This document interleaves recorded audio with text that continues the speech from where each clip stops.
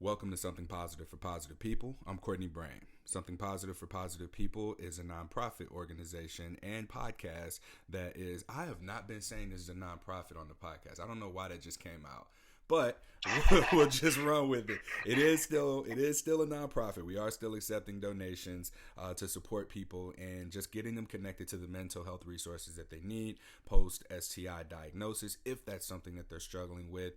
My overall intention here is to give people the resources they need in order to navigate the stigma of an STI diagnosis. And the podcast features interviews from sex educators and STD prevention professionals, as well as mental health professionals. And we interview people who have lived experiences in these spaces as well, from navigating STI stigma to challenges with their mental health as well.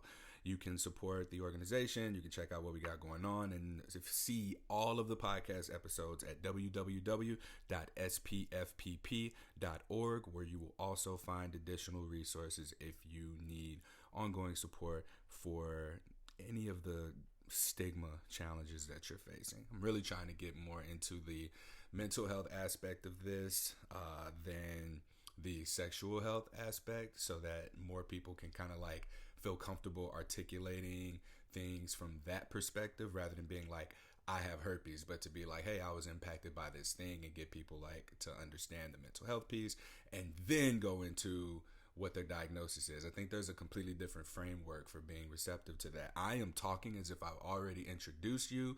Today's guest is Adrial Dale, the founder of, are we calling it H Opportunity or Herpes Opportunity?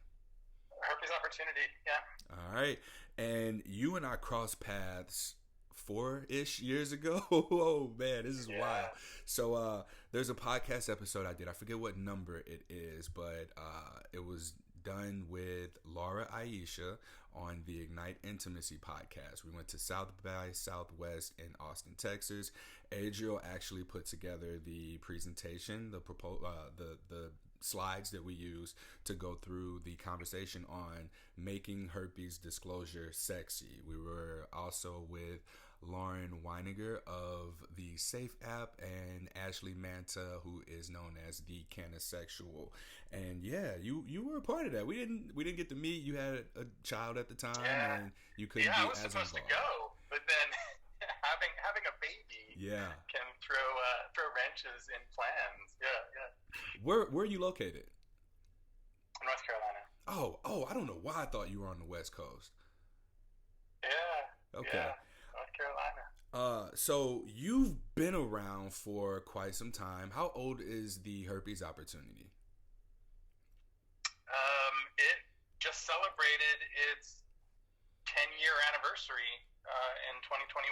So yeah, it's been around 10 years. And yeah, I've had herpes from between 10 and 15 years. I don't remember the exact date, but yeah, it's been a while. Yeah, so after a certain point, you just kind of lose count. It's been over this many years. Like, so I try to think where I was and what was going on, and I'm like, I think that was this year, but maybe that year.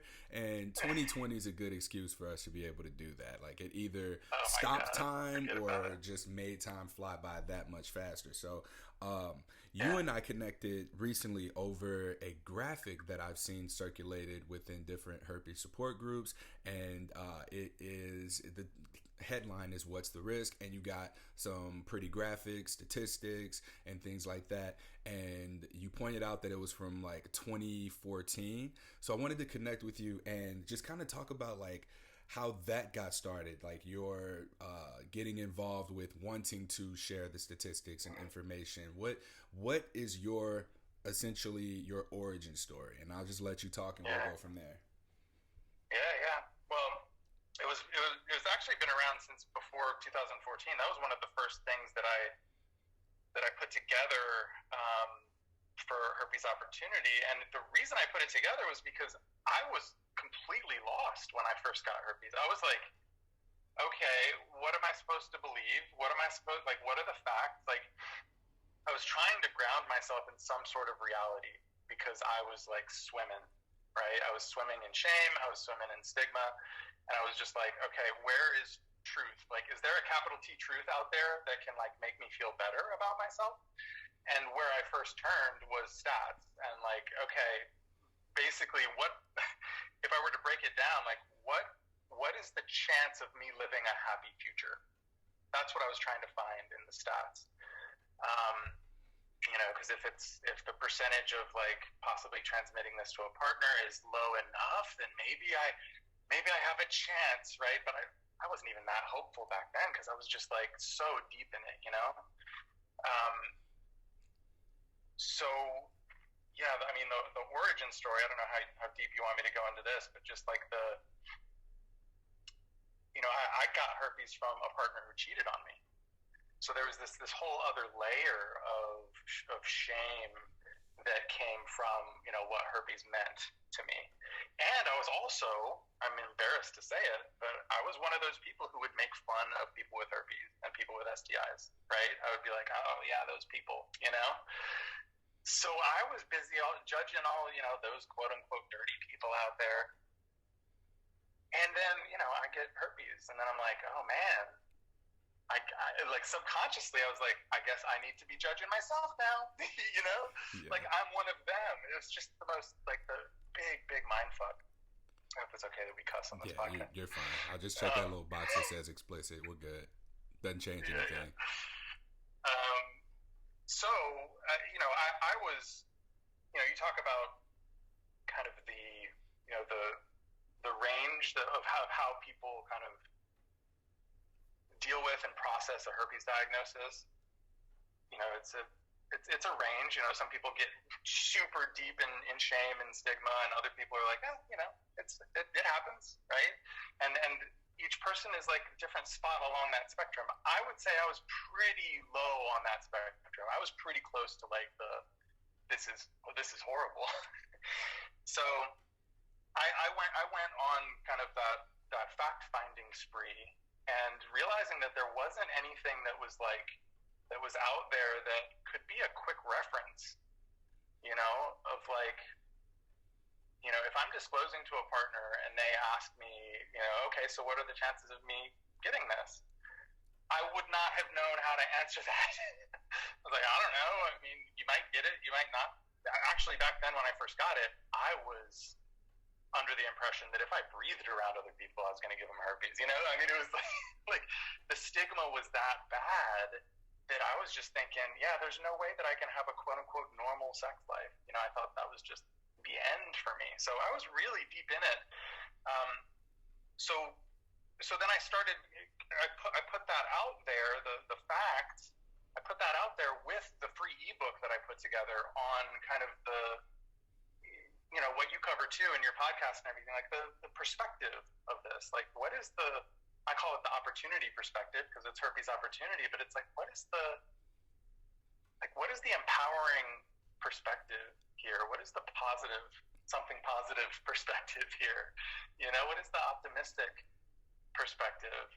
And I wrote that ebook. So the handout and the ebook were kind of, left brain and right brain, right? It's like, we got the data here for all the left brain people. It was like, I just want the data, no emotions, just tell me the science, right? And then the other side of it, which isn't as, it isn't as easy, is the emotional side of it. And what's happening in my mind? What are my thoughts saying? What are my beliefs about what it means to be a person who has herpes? Right? Like, what stories am I telling myself? Like, what feelings come with that? What is my sexuality? Right? Like, how is this going to impact my life? Like, all of those, that's a rabbit hole that a lot of people, like, we can cling to facts, and we can cling to, like, if I can find out the percentage of this versus that, then maybe I'll be okay.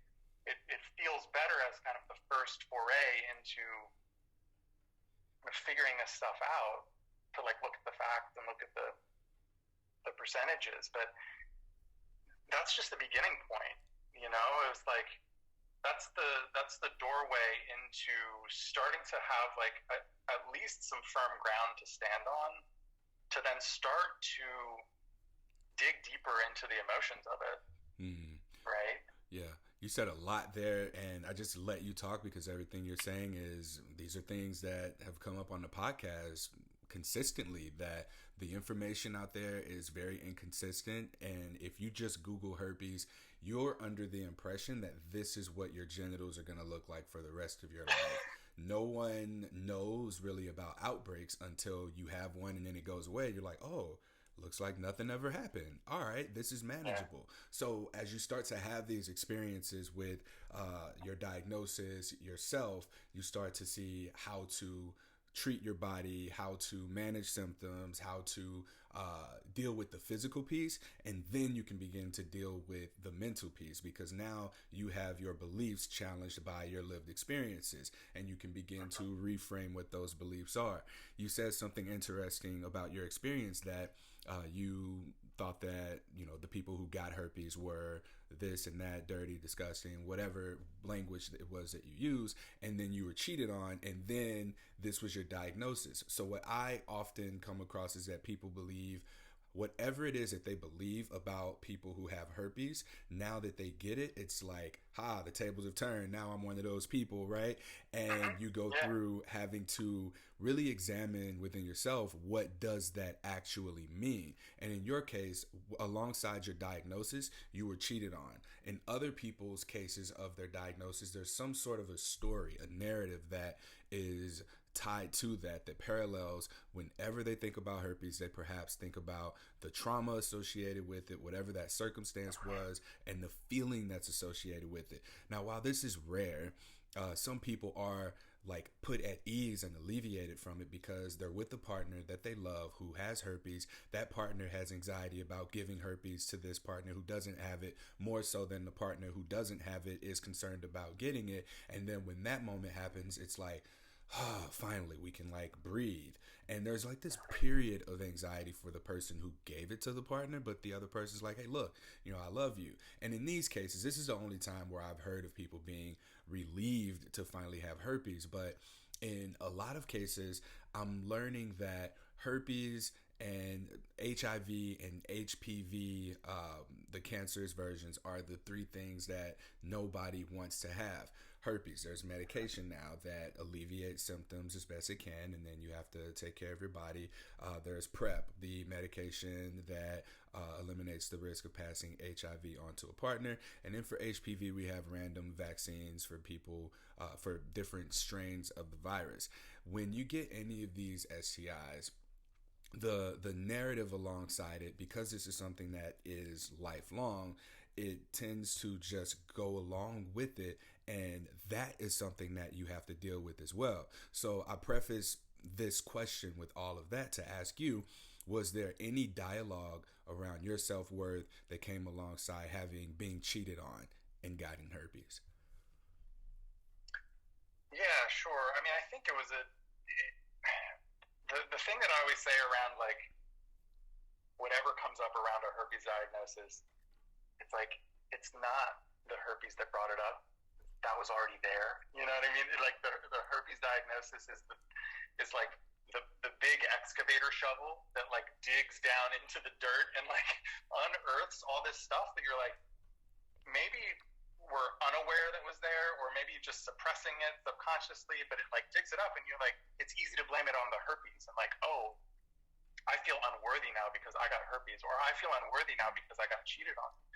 But the truth is, like, and I went through that phase of like blaming herpes for everything. And, you know, don't get me wrong, like herpes isn't a walk in the park. It's not like, yay, everyone get herpes, this great thing. But it wasn't the enemy that was ruining my life. You know, like I had self-worth issues going way back before then, you know? So yeah, getting cheated on and then getting herpes was like, it was almost like this twisted proof in my mind, like, oh, see, you were wondering like if you weren't really worth it. Now here's your proof. You know, like, oh my gosh, you know, it was like a dagger to the heart. Like, oh man, that worry that I always had is now true. Yeah, I feel like for me, what I've learned to deal with as a result of my herpes diagnosis that came up was fear of rejection. like just completely avoiding rejection at all costs. And I'll even argue that even the creation of this podcast is a way of avoiding rejection, because all right, it's out there. Anyone who filters their way in should know that I have herpes, and there's no reason for me to experience rejection, because if this is something you're not okay with, then you won't get through the filter. You'll be turned off by it, immediately walk away in the other direction, and we won't have an interaction. But that is not that is not the case at all. So even however we go about trying to avoid whatever that underlying feeling is that comes along with our diagnosis, we have to face it. Like the reality is we have to face that in order to get through whatever stigmatization we have alongside our own diagnosis. So for you, when you were dealing with this for yourself, how did you deal with the thing that was already there prior to the herpes?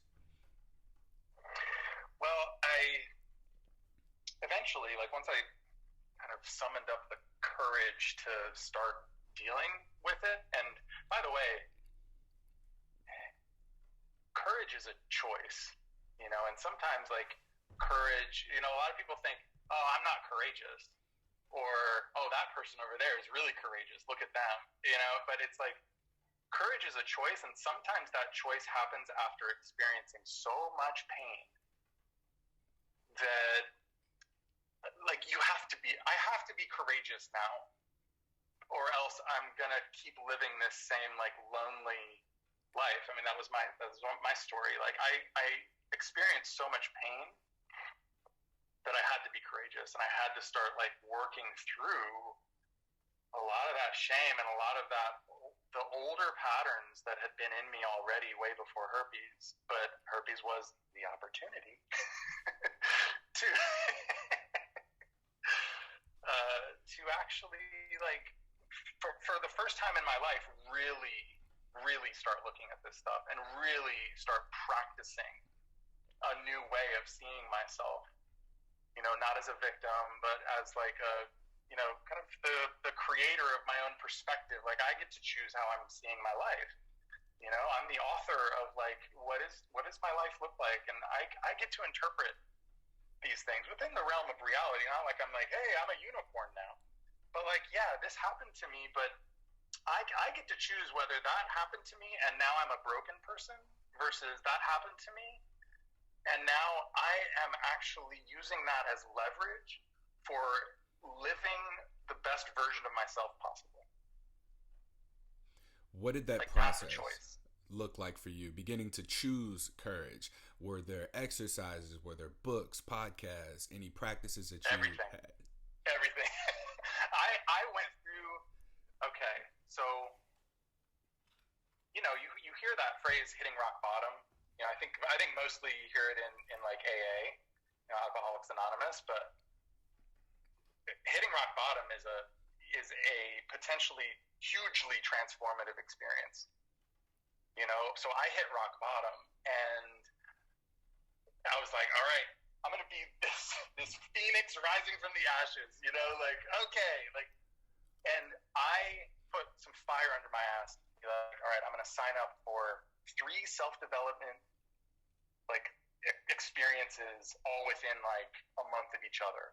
I'm gonna start a group. I'm gonna I put myself through the ringer of like, I am changing my life now, right? Like, it was this, because you've probably heard that that quote from Anais Nin. I'm gonna butcher it. I'm gonna try to remember it. I'll butcher quotes all the time. Go for it. Do what you can. This is a safe space to butcher quotes. Yeah. Quotes come here and die. And the time came when the risk that it took to stay all tied up tight in a bud became less than the risk that it took to blossom. So I was tight in a bud of like feeling like I need to protect myself from potential rejection. I need to protect myself from my own internal rejection of myself, and I don't want to put myself out there in the world, whether it be dating or telling my friends or whatever. I am going to be alone, and that is okay. That was the story I was telling myself. I'm okay. This is going to be my secret. And I'm not going to have sex with anyone ever again. Like, I'm just going to deal with it. I'm going to become a monk, like, whatever. It's going to be fine. And, that, like, feeling wrapped up in a bud for long enough creates so much suffering that, like, you finally have to, like, take that risk to blossom. So that's where, like, after hitting rock bottom, I was like, okay, I'm blossoming, damn it. Like, I'm doing this. This is terrifying to me, but I'm doing it. I started going to an in-person support group in Planned Parenthood here in North Carolina. Amazing support group.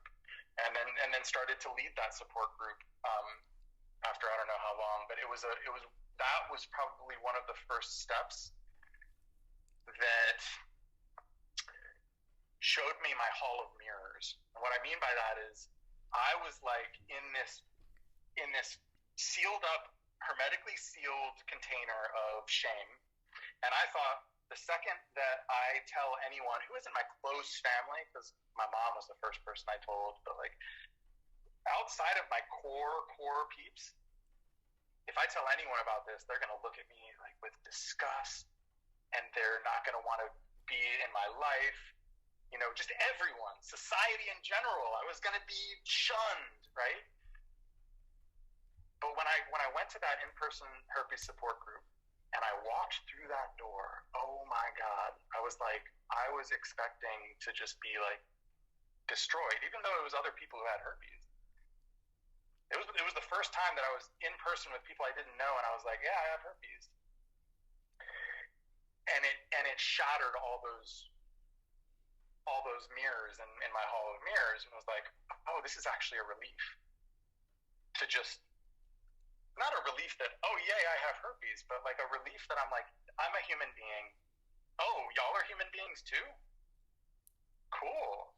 But like, we're human beings together. And it was like this camaraderie and this connection that I felt with these other people, that it was just this safe space for transformation to happen. Yeah.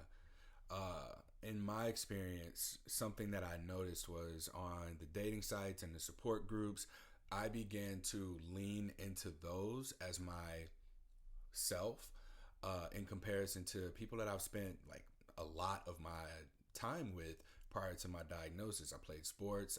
I had teammates. I had classmates. I had partners. I had friends, family, and the people in these spaces that all had herpes and knew that I had herpes, I feel they got the real me, and I liked how I became. I was more funny. I was more attractive. I was more decisive. I was more of who I liked myself as than I was outside of those spaces. And it really clicked for me one day when a friend was like, hey, are you all right? Like, you don't seem like yourself. And I was like looking at my phone, I'm sure, like texting someone from the groups or in group chats and things like that. And that's when it hit me. I was like, I'm being two different people. Why do I like myself more in these spaces with people who know nothing about me except that I have herpes, in comparison to people who know everything about me except that I have herpes? And so I found this sense of peace and clarity for myself when these two pieces of myself were able to come together without that barrier of stigma between the two, thinking that I couldn't tell people who knew everything about me that I have herpes, and the people who only knew that I had herpes, like, I felt like I could tell them anything about me and not have any fear of judgment. So that all said, if it wasn't herpes, what else would that thing be? Herpes stigma was what kept who I was from being who I wanted to be. And the opportunity here is to explore, all right, if not herpes, then what? And then start to lean into whatever that is and learn what the lesson is in order to take away from that. Yeah, yes. That's beautifully said, man. Yes, that's so right on. 100%. Big flashing letters. Yeah. Because, like, gosh, with so many, like first-time clients, the number one thing they say is, God, I mean, I wish it was anything but herpes, right? And I'm like, well, everyone has their stuff, like this just happens to be your mountain that you get to climb, right? And I know it sounds kind of weird when I start saying, like, especially even herpes opportunity, you know, to outside people, like other than you and me, maybe, you know, like, oh, really? Oh, wow, this guy's saying it's an opportunity, God, you know, but that this is like everyone's got their thing that, you know, maybe you've heard of the book The Obstacle is the Way. Like, this is it. Like, you're climbing over this obstacle to prove to yourself that you can do it. And through that process, you're actually becoming a better version of yourself, right? Because in order to be the kind of person who is like, yeah, okay, herpes is just a thing. It's just another one of those things in my life that, like, you know, I'm working through, right? And that's the empowering thing, right? Because you're actually creating, like, you're actually living your values in a deeper way through having a challenge, having like a formidable opponent, you know, as it were. And can we even argue too that you say you're living your values, but also you might be living in a way where your values aren't clearly defined, and this is something that puts you on track to identify what's important to you, identify how you want to show up, because you learn how you don't want to show up. Eventually you just get tired. Like you mentioned, hitting rock bottom, like you get tired of being at rock bottom. Like eventually you get to a point where you're like, something has to change. I don't know what, so I'm gonna do something. It might mean picking up that book. It might mean dialing up that coach, finding yourself a therapist, talking to a friend, doing some sort of action to pull yourself out of whatever your rock bottom is. And I always say here, man, if it wasn't herpes, it could be something else. Like, I am so thankful that I wasn't in a situation where, like, you hear famous people all the time with their stories of eating out of trash cans or being completely homeless or having experienced a severe loss or having been in an accident and almost dying, right? So if it was just this, like, occasionally skin abrasions, occasionally I get ghosted for telling someone that I have herpes or experiencing rejection, which the feelings that come from this are all at the same or similar levels of intensity depending on a person's life situation. But the actual situation that happens, like, this was ideal for me because it also breaks into the area of sex and sexuality and what my identity is around being a sexual being, and having that be so much of where my identity is tied to. I now have to, and had to at the time of my diagnosis, begin to look at that. So I would much rather have had to look at my sexuality and how I view and use sex with partners and up my communication skills than have to be rehabilitating a knee or mourning the loss of a loved one in order to have gotten to this point. Yeah. Oh, I have two things I want to say about this. This is great. Yes, I'm loving this riff. So one is like it's funny when you try to hold two things in your mind, you forget both of them. So yes. Okay. So the first thing is like when we actually like recognize that,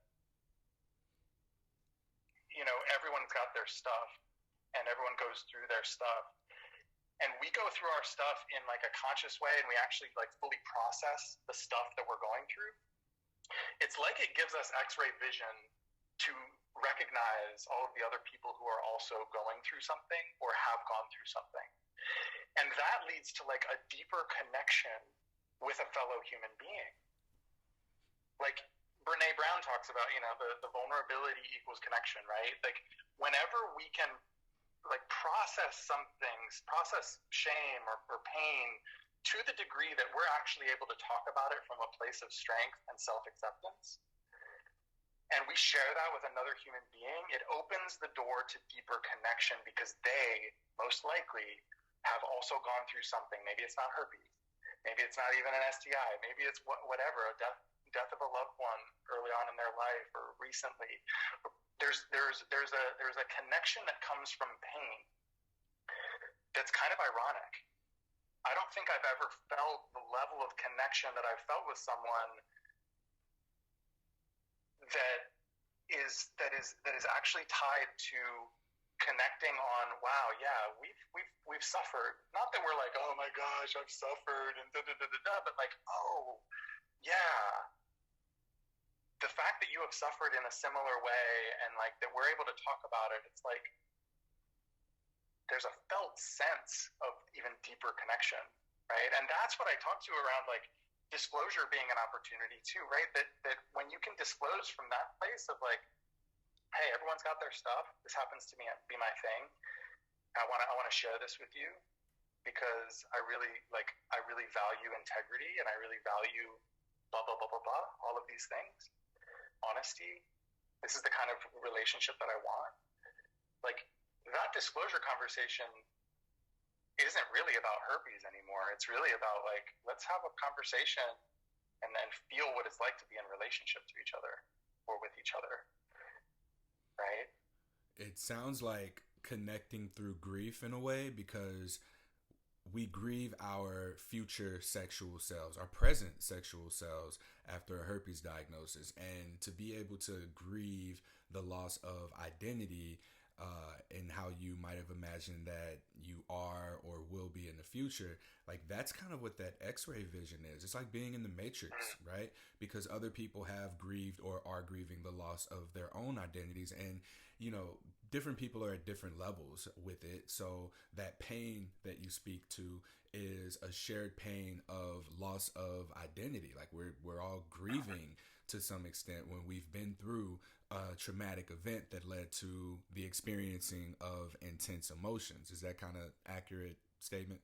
Yeah, absolutely. And I think that's when it becomes rocket fuel for self-growth and connection with others is when we can truly accept it, right? Because you can easily kind of slip into that victim mentality of like feeling that deep pain and feeling like, why me?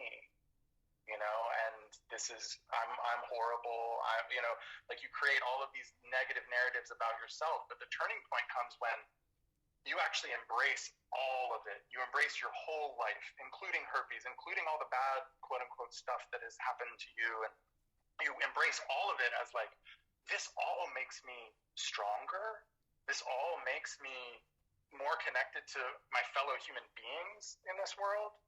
Right. And that is like, that's where the magic happens. I'm not sure if I answered your question. What was your question? No, you just elaborated more. That was it. I'm curious to know, because you've been around for more than 10 years. I would say that I'm going on year 5 of having been producing the Something Positive for Positive People podcast. How lonely was it? Because at that time, I don't think there were a lot of people who were doing any sort of outspoken herpes education advocacy or anything like that. Was it just you? Was there anyone else who was out around that time? Because we're talking like 2010, 2011-ish. Yeah, it was just me. I mean, as far as I knew, I mean, I definitely like went through the phases of, you know, at first I thought I was all alone as a person with herpes, and then I bucked that BS.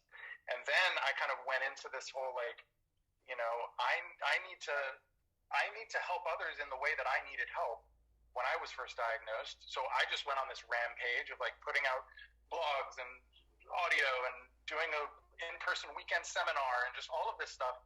And it wasn't lonely so much. It was just like I was so inspired by the work. I wasn't even aware if other people were doing the same thing. I wasn't even like looking out there to see if other people were doing the same thing. I was just like so gung-ho about like helping as many people as I could.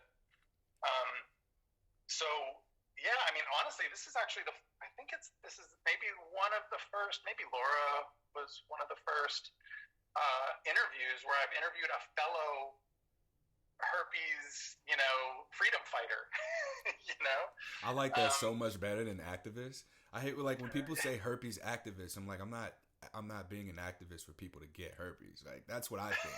You know what I'm saying? Like, so when I hear it, I always try and correct course. I'm like, yeah, herpes education advocacy. That's what this is. Oh, this is about freeing ourselves from shame and stigma, man. Mm-hmm. And that is the good fight. I don't even like the word fight.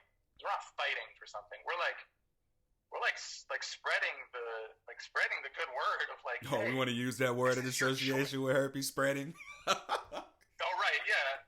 That was actually one of my first posters that I developed like 10 years ago. Like, stop spreading stigma, and don't stop spreading herpes, stop spreading stigma, and spread positivity, spread optimism. Hey, let's own spread. We are spreading something good, right? Like, so many people think when it comes to herpes, it's spreading this horrible disease and scarlet letter type shit. Bullshit. Like, we're spreading like how to own our sexuality in a vulnerable and open and connecting way. That's what we're spreading. Yeah.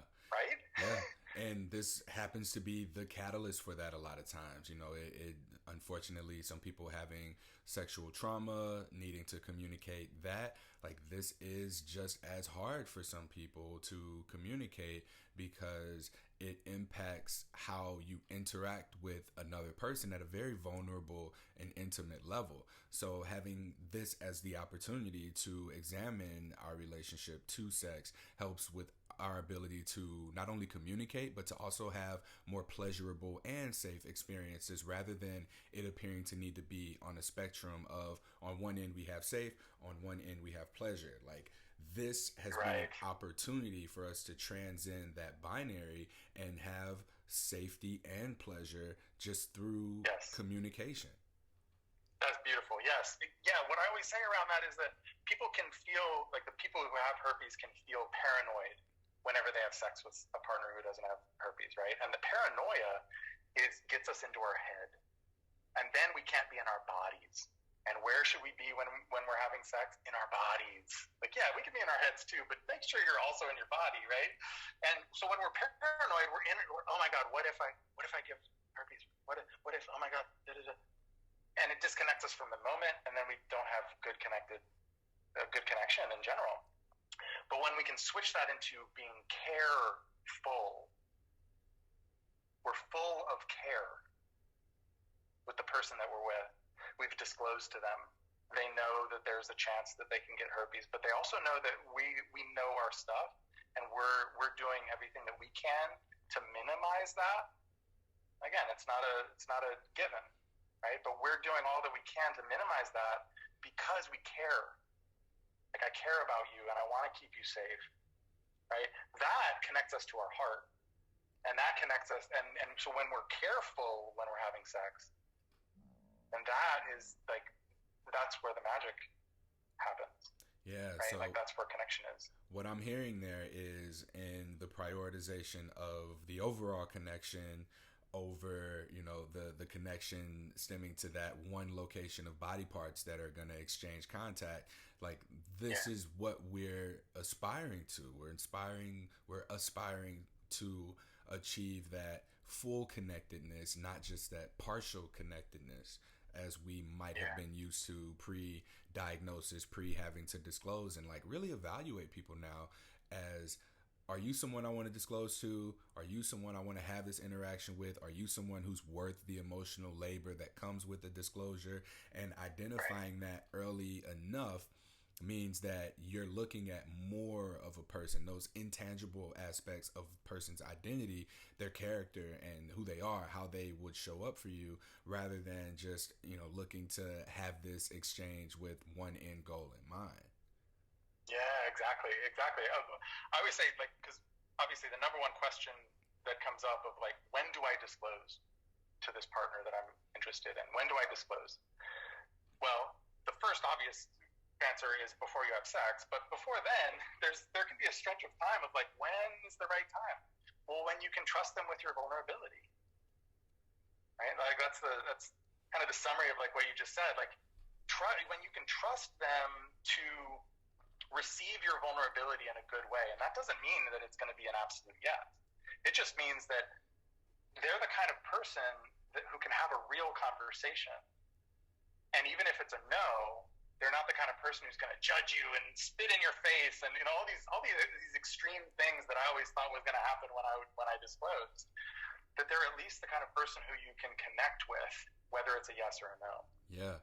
And even for people who might not have time to build that connection over time, there are various ways for people to express whether or not there's someone that you can be vulnerable with.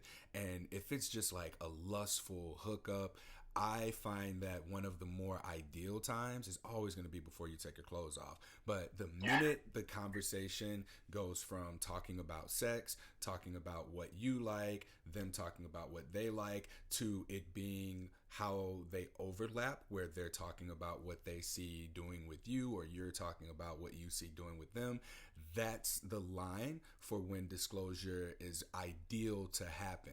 Because at that point, it's like, okay, well, now we're into this space of what sex looks like with one another. Now let's also add in here this aspect of it, like what it means to you can gather what their thoughts are on herpes, on using protection, on communicating different things that need to happen, perhaps talking about their relationship to their body, STI testing, how recently they were tested, what's their relationship to STI testing, and that'll tell you a lot there and offer you the opportunity to shortcut to vulnerability through your herpes disclosure, given how much of that weighs on us over time. Because once we let that out, based on how a person responds, if they react positively, that is a almost shortcut to surefire connection in the event that that's, you know, someone that you want to move forward with. So just throwing that out there for anybody who's thinking, well, what if I just want to hook up and I don't want to have like a long term? I'm so glad you brought this up. Yeah, because inherent in what I just said is kind of like, oh, well, it takes a while before you can actually trust someone with your vulnerability. That's actually not the case, right? Sometimes you just know, right? Like you just have a feeling. Like on the first time you're hanging out, like you said, you know, maybe it's a one night stand, but like that one night stand, you want to make sure that if you're going to be having sex with someone, you're still going to enjoy it and be connected, even if it's just like a see you later in the morning. You're on the same page about what this experience is going to be, the risks that might be involved, right? Like, I mean, this may sound kind of like, you know, I'm someone's father here, but let's break it down and say, even when we're wearing a condom, there's still like a 15% chance that we're going to get, you know, let me just say, if I'm a man having sex with a woman, there's a 15% chance that we're going to actually get them pregnant. Do we take that into consideration, right? And the chances of getting herpes, especially with, you know, wearing a condom and having daily suppressive therapy involved, is much less than that, right? So what you're saying is great, because it's like you're taking the opportunity to, like, even if it is a one-night stand or a long-term relationship, you're taking the time to get to know that person on a deeper level and get on the same page. Right? You get emotionally connected. Again, not saying, oh my God, we're getting married tomorrow. Not that kind of emotional connection, but just like, yeah, like let's get on the same page and feel like we really want this together. Again, even if it's for just one night. Yeah. As someone who's done as much research and stat studying as you have over the years, how do you go about finding accurate information that can be trusted, that is consistent? What's your go-to method of researching? Honestly, these days, I don't do a lot of researching. These days, my focus is on the perspective and the mindset, right? So that the fact-finding around that handout and everything, that came in like the first phase of my own kind of fact-finding mission to feel like, you know, the facts and the percentages and everything were going to be the thing to save me. I've updated that sheet here and there over time, but look at stats, even if it's that handout, you know, from Herpes Opportunity. Look at those as a starting point, and then go to the trusted sources like Planned Parenthood. You know, Terry Warren is a great wealth of information.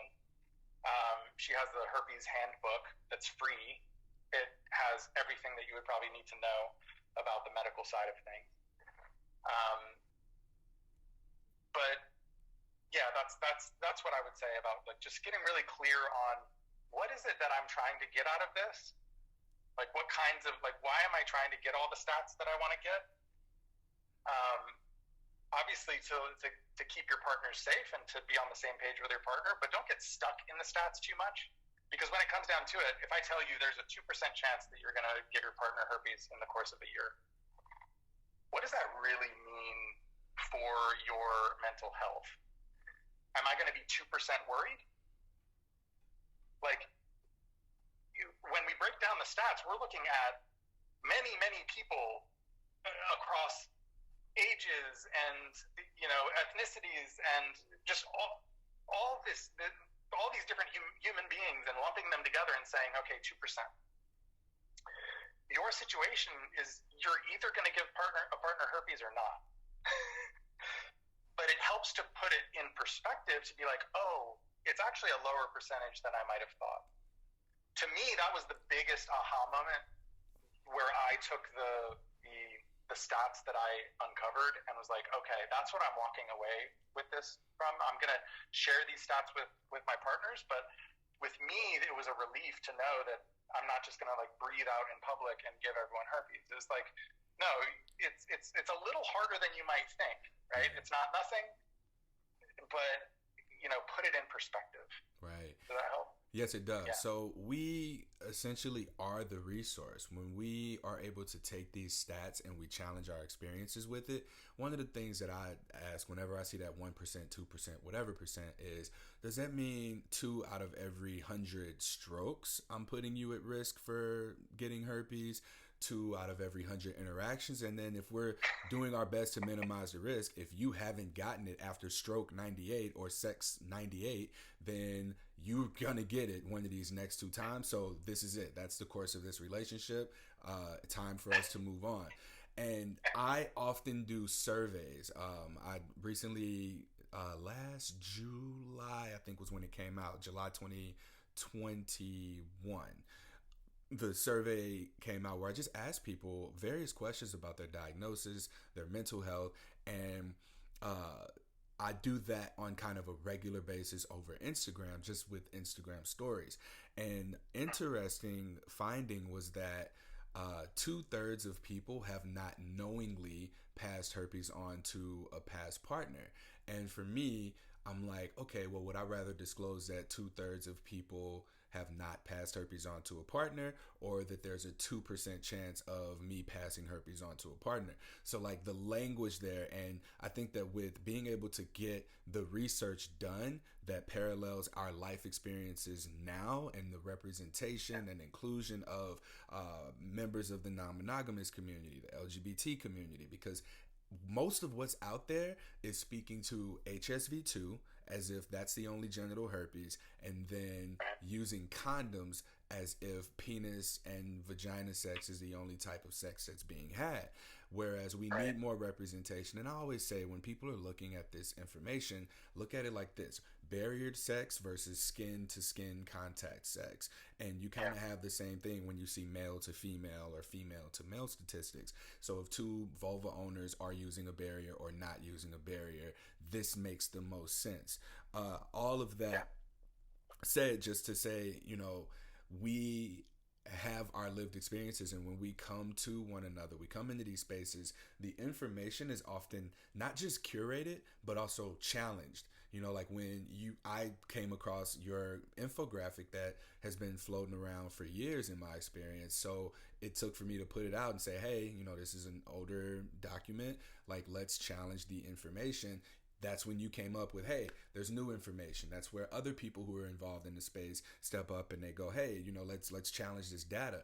And that's ultimately what I would like to see people do, is challenge the information that's out there with your own experience. Like, I was told not to eat certain foods, avoid certain supplements. And, you know, I learned those things like after I had herpes and after I had already been chugging peanut butter and eating arginine and downing chocolate on a regular basis, only to find out, you know, 8 years after my diagnosis, that excessive sugar is what triggers an outbreak for me. So these are just the general things to know. as we navigate the data, the statistics, the research, like I would love for us to see more research, but we also have this thing where we're trying so hard not to be seen, not to be found out, that our experiences don't get to make their way. We don't get the volume that we need in order to be heard. When our collective experiences are shared, like for instance, someone shared that they had experienced symptoms of psychosis after being on daily antivirals. Someone else was like, yo, I had that too. My doctor said that this is what I was experiencing. We absolutely need that. And the only way to do that is to take this as an opportunity to destigmatize our own internalized stigma and experiences with herpes enough to where we can get that added support. We can get better, more consistent information. We can get better testing. We can get better treatment. But these are the things that we absolutely need to do. Yeah. I love it. I saw you getting up on the soapbox. Rah. Yes, let's do that. And yeah, like you said at the end there, it's so true. Like before, it's like this step-by-step approach, right? Before we feel like we can be free enough to be like, hey, I have herpes and I had this experience, right? And like pushing against the stats, we first have to like kind of go through our own internal healing process, to use a cliche term, but like, we first need to like at least get through that healing phase enough to then be able to speak out loud and be like, yeah, I have herpes. It's not a big deal. Like that takes that going through that internal process first before we can actually be external about it. Yeah. Mm-hmm. Yeah. All right, I'm going to let you get up on your soapbox here and tell us what your offerings are. I know that you mentioned that you offer coaching at www.herpesopportunity.com. Is it .com? Yeah. All right. Yeah, it's .com. Yeah. So I do one-on-one coaching. There's also a self-study guide. It's an audio guide on kind of taking you through the phases of kind of healing and working through this stuff on your own. If you need a framework, if you need structure to kind of go through your own your own mindset shift and finding the opportunity in it, that's what that audio course is for. And the free ebook and the handout that we talked about is there. If you go to herpesopportunity.com and go to that drop-down menu of offerings, you'll see all of them there, all the offerings that are offered. But yeah, I'll just say too that I love this work and I love connecting with you around it. It's like getting me all fired up all over again, because it's like this is it's like we're just bucking the whole idea that this is going to be the end of something. What if it's the beginning of like version 2.0 of you? You know what I mean? Like, and that's what gets me so inspired to like connect with people, to like even let them know that there's a possibility of something different, as opposed to, oh, this is just something I have to suffer through. How do I do this without infecting my partners? And it's like, no, wait, let's shift this to a completely new conversation. And I love the work that you're doing around this, and all of our other fellow herpes freedom fighters. So thank you for what you're doing too. It's been awesome to connect. Yeah, thank you. I'm glad that you reached out, because I'm not going to say I forgot about you, but I just kind of thought that you might have been doing your own thing behind the scenes. Like with me, I'm not as front facing about herpes necessarily anymore, because to me, it's at that point in time where we have to see the interconnectedness of our sexual health and mental health. I'm a lot more involved with trying to get herpes disclosure workshops together for different organizations that not only have people who have herpes in them, but people who might receive a herpes diagnosis. So like sex positive groups here in Portland, there's a group called Sex Positive Portland, and we were able to just recently do a workshop that way. And to me, that willingness of people to come together, both with herpes and who date people with herpes, and get them to communicate and understand, like, okay, you might have someone tell you they have herpes. Here's what not to do, right? And for people who are disclosing, the same thing. Like, people have a right to their feelings about it initially, especially to not want herpes. Shit, if I could have not gotten herpes, I wouldn't have gotten herpes, right? But then it comes back to then what? So it's really awesome to have been able to connect with you and get a little more insight about what you do and your experience. So I appreciate you coming on here and sharing with us everything that you've shared so far. Yeah, thank you, man. Thank you, man. Much appreciated. Yeah. Last question that I have before I let you tell everybody how they can follow you, find you, and engage with you is the statement, sexual health is mental health. What are your initial thoughts on that statement? Well, the first thing that comes to mind is that our sexuality is like at the core of us. You know, it's like, of course, all of the different aspects of us are all one unique, beautiful, whole human being, but our sexuality is like so vulnerable, it's so close to the core that how we relate to our sexual health is such an important aspect around mental health in general too. It's just it's so tied in, and unfortunately our culture is still so like almost puritanical around sex, you know? But it's like when we can really embrace our sexuality, then there's a certain freedom that comes with that. That where we can, like you said, we can be, you know, the kind of person that we really like. We can be, you know, we can be more in this world when we can really own that most vulnerable core part of ourselves. And we get to be free of so much more of like society's BS so that we can actually like do something in this world, and the world needs that. Adrial Dale from the Herpes Opportunity. How can people connect with you? How can they find you? Well, I don't really do a lot on social media, so the website is the number one place, herpesopportunity.com. All right, thank you so much. That concludes this episode of Something Positive for Positive People. Please like, rate, review, subscribe to this podcast on whatever platform you listen on. As I mentioned in the beginning by accident, this is still a nonprofit organization. If you want to support us, then your donations are tax deductible if you're making a big donation. Now, if you're going to drop like $5, $10 or something like that, please don't make me have to write up the 501c3 letter. But anything more than that, don't get me wrong, I'm appreciative of everything. I just don't want to have to write that letter. But yeah, we live to fight another year going into the year 2022.